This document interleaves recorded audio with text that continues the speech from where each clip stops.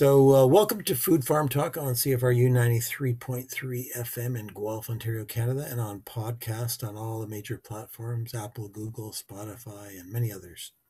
I'm Paul Smith, one of the hosts of Food Farm Talk. The other hosts are Emily Duncan and Abdul Rahim Abdulhai. Today on Food Farm Talk, we are very pleased to have Keith Currie. He's Vice President of the Canadian Federation of Agriculture, past president of the Ontario Federation of Agriculture, and a key player in the new Agriculture Carbon Alliance. He's going to be on the show to talk about this new organization and the membership and what the purpose of the organization is. And with their March 1st launch, they become the largest voice for agriculture on climate issues. And Keith is also on the Ontario government's advisory panel on climate change. So please follow our podcast and all the social media feeds we have on Twitter, Instagram, and Facebook. We're broadcasting here in Guelph from the treaty lands of the Mississauga, the Credit First Nation. So we're happy to have Keith on to talk about this new alliance. And Keith is a producer in Simcoe County, farming near Collingwood, Ontario. Morning, Keith. Good morning, Paul. Thanks for having me on. You're welcome. My pleasure. Maybe you can just tell us a little bit about yourself so our listeners get to know you a little bit and where you're coming from. Yeah, thanks very much. So as you mentioned in your introduction, Collingwood area is home for me. I'm about 5 kilometers just southwest of Collingwood. If anyone's familiar with the area, the village in Ottawa is just close to me, and I'm right on the edge of the escarpment. So we have my wife and I are operating an 8th generation family farm here in Simcoe County, and proud to be that 8th generation on the farm. We were milking cows a number of years ago, but the cows have been gone for a few years now, and our focus is on grains and oilseed and forage production. As well, we do grow sweet corn and gladiolas for fresh market gardening as well. That business has grown quite a bit over the last number of years, and surprisingly, this past season in 2020, a lot of people rediscovered local foods, and we were pleasantly surprised by the interest in those products. So we were very happy about the ways the season went last year. But most people that would be listening to this, Paul, I would assume would probably find me more familiar with my association with the Ontario Federation of Agriculture, which I'm now the past president. I was president for 4 years and been on the board for nearly 2 decades now, I guess. But I am also part of the Canadian Federation of Agriculture, serving as its first vice president under our president, Mary Robinson from PEI. And so it's interesting, Ontario is a big part of the Canadian agriculture scene. And when you look for just strictly from a dollars and a production standpoint, we're nearly a third of the agriculture in this country. So, very, very pleased to be representing this province at the national level too, as a first vice president. So happy to be here. Yeah, that's great. I appreciate that. So March 1st, you folks launched the Ag Carbon Alliance. Can you talk a bit about what you see as the purpose of the alliance and who's all in that from across the country? Yeah, so it's an alliance of a number of national commodity organizations. And to this point, we have the Canadian canola growers who are involved, of course, ourselves at CFA, the Canadian Cattlemen's Association, the Grain Growers of Canada, the Canadian Pork Council, Egg Farmers of Canada, Chicken Farmers of Canada, Turkey Farmers of Canada, the Canadian Egg Hatching Producers, and the Canadian Hort Council, which represents basically all of horticulture across the country. And that's just the start, the tip of the iceberg, I'll say, Paul. I know that there are other organizations, national organizations that certainly are very much interested in becoming part of this alliance. And as we move on, we'll look to add more groups to our voice. And essentially, we know that the speech from the throne last fall, there was some attention given, I'll say, to farmers and ranchers across this country on their opportunities around climate change. Some of that, or a lot of that, was focusing on offset protocols, for example, for carbon sequestration, and so now that we're starting to see some of that getting played out as public policy, and certainly the price on carbon is one aspect of it. We felt there was a real need for agriculture to make sure they were at the table. And typically we have not had I'll say recognition by Environment and Climate Change Canada, or ECCC as I'll refer to them, recognition of rural and or farming. They just haven't thought of us as part of this whole climate change picture. And that's been true since day one of this Trudeau government, who really are putting an emphasis on all things climate change. And so, we're looking at this as agriculture presenting opportunities. Yes, we want to defend maybe some bad public policy, but we also want to talk to them about opportunities that agriculture and the agri-food industry can provide to the government and to the society as a whole on what we're able to do around climate change. Because we can talk a lot about carbon sequestration, but as you well know in your works, when we do one thing from an environmental aspect, it has multiple co-benefits on other aspects of the environment. So this group sees that as an opportunity to really be working with the federal government to make some hay, so to speak, on the whole climate change, but specifically the carbon file. Yeah. Yeah, so you mentioned carbon pricing and that new federal climate plan from December 2020. Certainly carbon pricing was kind of what everybody paid attention to there. And I guess it's a big issue for agriculture generally, and particularly the grain drying carbon tax on the grain drying fuel was a pretty hot topic. And so now you have the government proposing a rebate on that, and you have the opposition have endorsed Bill C-206 that would exempt agriculture from that. So, yes. So how do people feel about those two things that have developed as a result of this? Well, as I mentioned earlier, the interaction with ECCC and the government in general around climate change has not been where we would like it have been right from the get-go. And, we struggle because they don't always think about the impact on the ground of some of these policy decisions. And we know in agriculture that when regulation incurs a cost, there's no way for us as producers to pass that cost on. We're price takers, not price setters. So when there's a price on carbon that directly affects us, we can't, be like a Walmart or McDonald's to just put a nickel on every product going out the door. We have to find ways within our budgets to absorb those costs. And, the price on carbon that the federal government said is designed to change behavior. That's what it's about. And it all started back with the Paris Accord years ago. And the issue at the time, it still continues to be an issue, is governments, are very concerned and kind of taking the mantra of the world is going to end if we don't do something. For you and I as regular citizens, we don't look at it as the world's going to end, because we're trying to figure out how to get the end of the week or the end of the month. And so had we had the conversations on how we get to the goal working together, I think we probably would have been a lot farther down the road in collaboration. So we want to make sure that we're having that conversation as to how it's going to impact us. And we have been able to achieve exemptions on diesel fuel and gasoline, but not only for grain drying are the carbon prices, carbon tax on propane and natural gas are really hurting the bottom lines, but anyone that has livestock and has to heat a barn. So our poultry friends, they certainly use a lot of propane and natural gas. I've talked to individuals that are looking at just the carbon tax alone being in the neighborhood of $30,000 to $40,000 more this year than what it was. And of course, those tax levies are going to get higher and higher as we move in down the road. So that's a significant cost that they're incurring that they can't do anything about, and they cannot pass it on. So we want to make sure that, we keep our operations viable. This is, and I go back to, let's look at rewarding farmers for not only the practices that they're doing, like no-till and conservation tillage and cover crops and all these kinds of initiatives, but how do we work to even incentivize us to do more? Use the carrot, not the stick, as we go forward. Because, as I mentioned, if I'm sequestering carbon, and I'm also, doing things that are going to retain nutrients, it's going to improve the soil health, it's going to help our lands better adapt and mitigate to climate change, and in particular severe weather patterns that we're seeing. So let's work together on this. And we're happy that the government's talking about a rebate type of program. The only downside of that, of course, would be more paperwork, and the devils would be in the detail.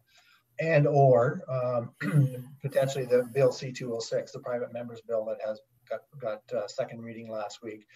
We just want to make sure in that private members bill, if it does happen to go forward, that we are capturing all things that are agriculture related, or all things that are an agriculture practice do get the exemption. For example, my neighbor has a large grain drying facility on his farm, so he would, under this bill, he would be exempt from paying the carbon tax.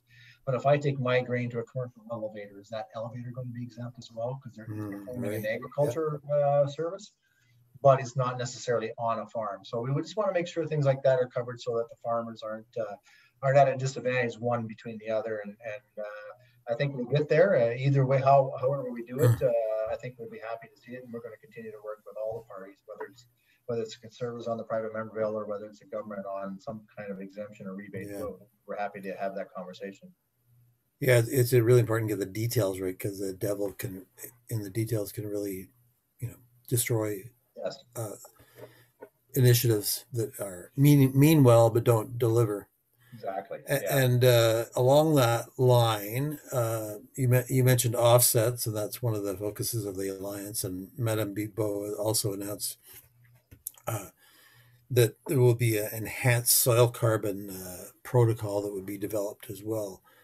But as you well know from the previous Ontario government's experience, these protocols can be really complicated, and require all kinds of record keeping and bureaucratic processes. So a lot of people are kind of like, will that be a benefit for farmers?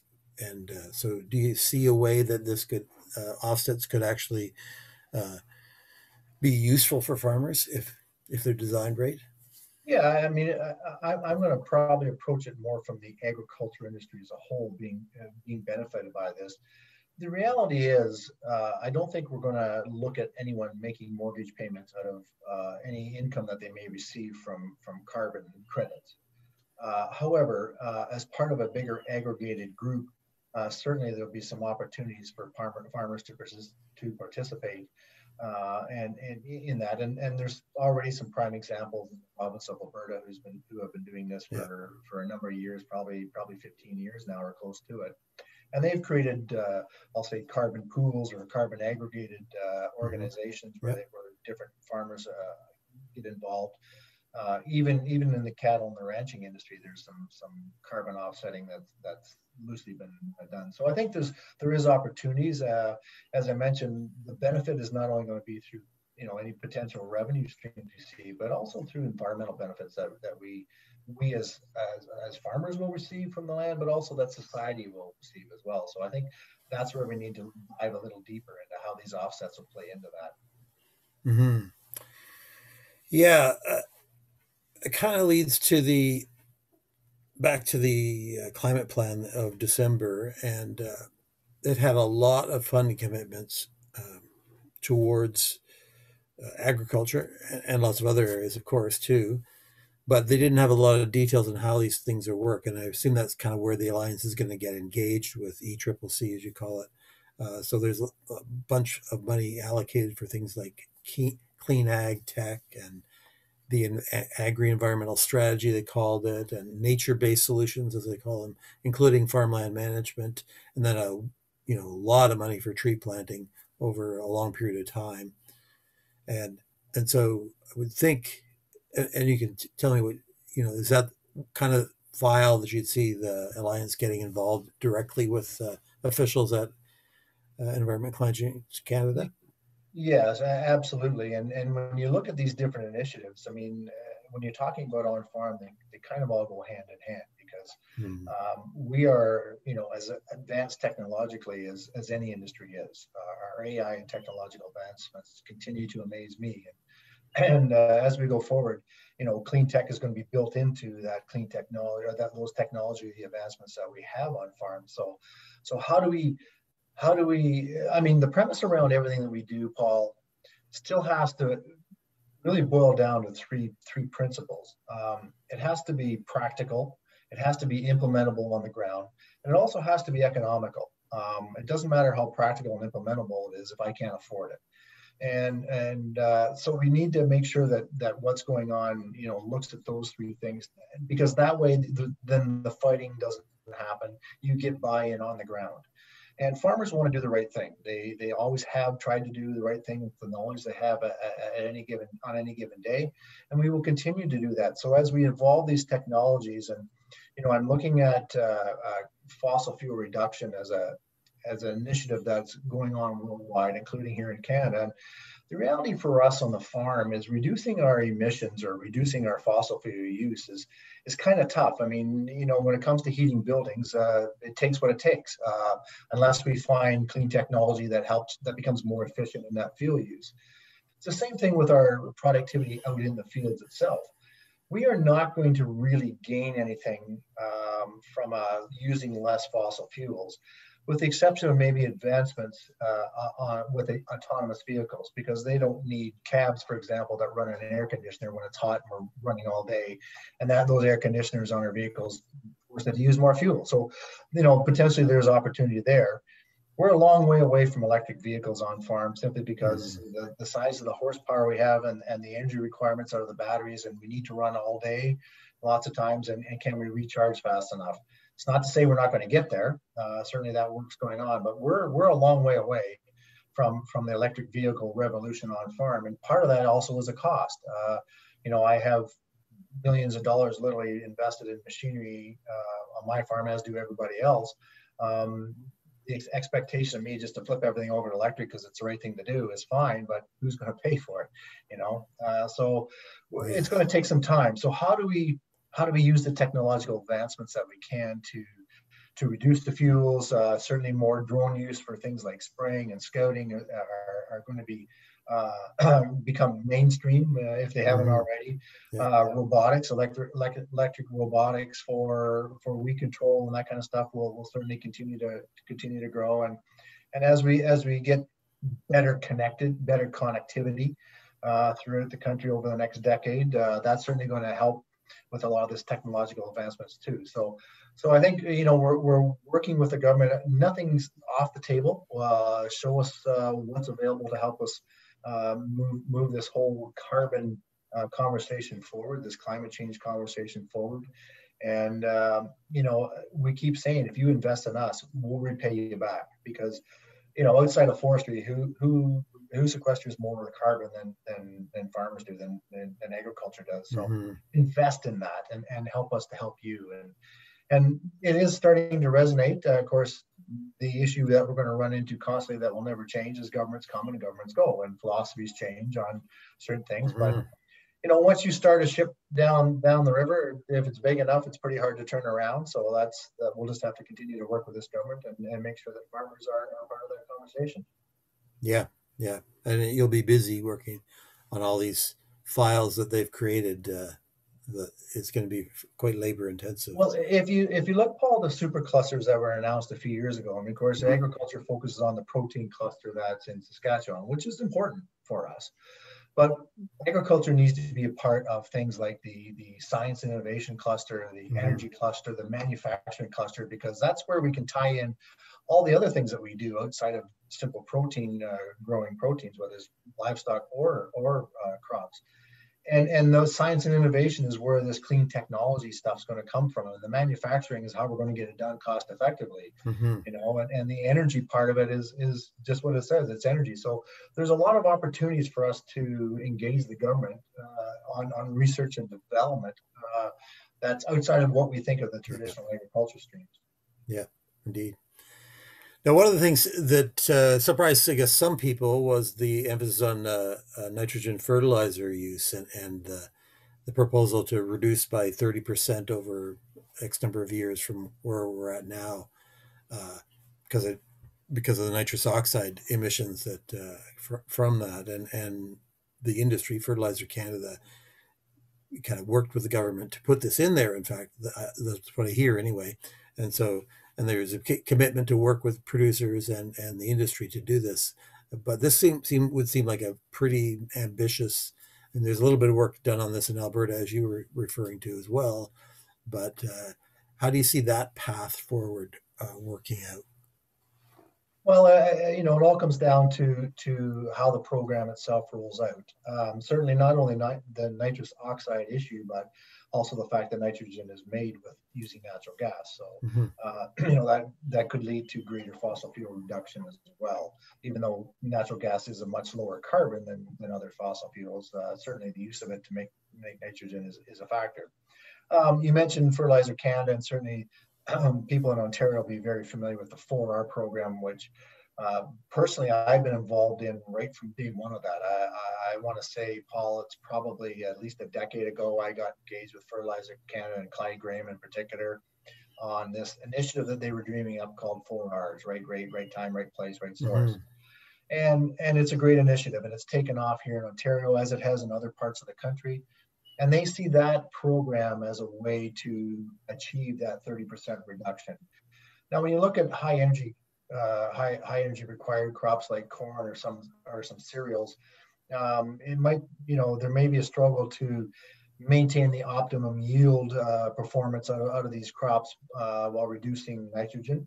But I think there's enough research going on. I just mentioned the super clusters, and I know that's part of what the protein cluster is looking at now, as well as is how do we reduce our fertilizer footprint while maintaining the production levels. And at the end of the day, we have to change our way of thought as farmers, because we look at this as bushels per acre or yield per acre, and really we have to look at dollars earned per acre Profit. Yeah. from that perspective. We're all guilty as farmers of, we've got that 100-acre field, and this little corner over there has got a gravelly knoll, but you know what, the planter's out, so I'm going to drive through it anyways. And meanwhile, we probably lose 30, 40, $50 an acre on that little chunk. Well, that extra $1,000 that we lose or don't make, we could save that money and put it into something. If we put that into pollinator habitat, for example, is that going to be more beneficial for my farm down the line? So how do we look at this in a holistic way of reducing our fertilizer input footprint, reduce the nitrogen input, but not really reduce the economic opportunities for the farm community? Yeah. Yeah, we had a couple women on from Fertilizer Canada who did a couple shows on 4Rs, and including the nitrogen nitrous oxide offset system they've developed in Alberta. So Yeah. so it is a good. There has been some work done also in Europe, and I'm assuming that's probably Mhm. Mackenzie Smith you had on. But Yeah. yeah, and so Mackenzie's been doing a lot of work with farm organizations to kind of bring them up to speed on what Fertilizer Canada is looking to do, and that's a good thing, because if I can reduce my inputs, I'm all for it, because that means it costs me less Yeah. to grow a crop, right? And that's good for me. It's good for everybody, and so and it's good for the environment. It's good for society as a whole. So that's what we're looking at, and we'll continue to, as long as the research is there, and I Yeah. know there's even some of that going on at the University of Guelph too. So Yeah. Like Claudia Wagner Riddle and others yep. are. Yeah. Exactly. So, as you know, soil health is close to my heart, having worked on that for many years, including with your organization. So soil health, clearly, everything shows that it's a sort of a benefit for long-term productivity on farms, as well as for climate change, both from a mitigation and a adaptation point of view. But the feds don't seem to really have that on their radar as part of this whole mix. They are very focused on their quantified GHG reductions through all these different measures they're trying to do. And so just curious how the Alliance is going to approach the sort of soil health versus carbon offsets versus quantified reductions approach. Have you folks talked to any about that? Well, certainly it's part of the big picture, Paul. As we know, a healthy soil sequesters carbon. The organic matter continues to increase in healthy soils, and so you can fit that in under carbon sequestration conversations with the federal government, and how important having healthy soils is. I mean, the basis of all we do in agriculture uh, is on healthy soils. It's the bottom line. Even if you're a livestock grower, you still grow plants to feed your animals, Mm-hmm. and so healthy soils are the key to our success. And the healthier my soil is, the more productive it is, the better it is for me, the better it is for the environment. So we'll continue to have those conversations on how healthy soil initiatives leads to climate change adaptation, mitigation, and carbon sequestration, and really building up that organic matter in the soil, which again, like I say, it's carbon sequestration. And they're starting to come around to that. I mean, as I mentioned earlier, just nothing to do with agriculture really had been on Environment and Climate Change Canada's radar. I remember having a conversation with Minister McKenna when she was there some 3.5, 4 years ago. We walked in 3 years ago, I think it was. We walked into her office to have a conversation about offset protocols. And she kind of looked at me. She said, "Well, why are we talking about offset protocols?" I said, "Because you have a carbon plan. And part of that carbon plan has to be offsets. And we're here because we can help with that." And it really didn't go anywhere. And her staff was interested in it. So, but now they are. Now they realize, okay, we got to get in this game. And so a big part of that game is healthy soil. And I think they're starting to understand. It's not that they didn't think about healthy soil, they didn't have a reason to think about healthy soils in relationship to climate change. So that's a big part of what the Alliance is doing. Especially as we have a lot of the sort of Western-based organizations involved in the Alliance, and as you know, there's a lot of grasslands and forages in Western Canada that sequester a lot of carbon. So, it's good for the federal government from meeting the goals that they need to meet internationally, and it's good for the environment, and it'll be good for farmers. So yeah, those conversations are happening, and like dealing with government at any level, it takes time, and nothing happens very quickly, generally speaking. It takes time to get your head wrapped around this. And as you're well aware, there's always a bureaucratic process we have to flow through, so everybody's on board. And that just takes time. And, but at least we're having the conversations. That's it. Yeah. Well, that's good. Yeah. Well, I appreciate you coming on and talking to us about all of these things, and it'll be interesting to see how your organization evolves and how the government engages with you. And it's a big task. But I'm glad to see that you're engaged and you got all the different players, because it's important to have a strong voice for agriculture. And so hopefully we can, through this podcast, we can publicize the fact that you're doing that. And yeah, that'd be fantastic. Yeah. And yeah, I mean, when you can speak collectively, it saves time. There's no mixed messages, and everybody's on the same page, and everybody wins. And that's the hope of this alliance. And it certainly is. I'm very encouraged by what I'm seeing in the early going. And as I mentioned off the top, it's only going to grow. We have other groups that aren't officially involved that do want to have conversations about getting involved. So that's good news. And we'll look to see where it goes. Yeah. Well, thanks a lot for coming on, and perhaps we'll catch up with you in 6 months or a year and take the temperature on how it's going. Maybe there'll be an election between then and now. Who knows? But yeah, we never know. It's hard to say. I think they're kind of holding their cards close to the vest on that election thing. But yeah, I'd be happy to come back. Today, and I appreciate the opportunity.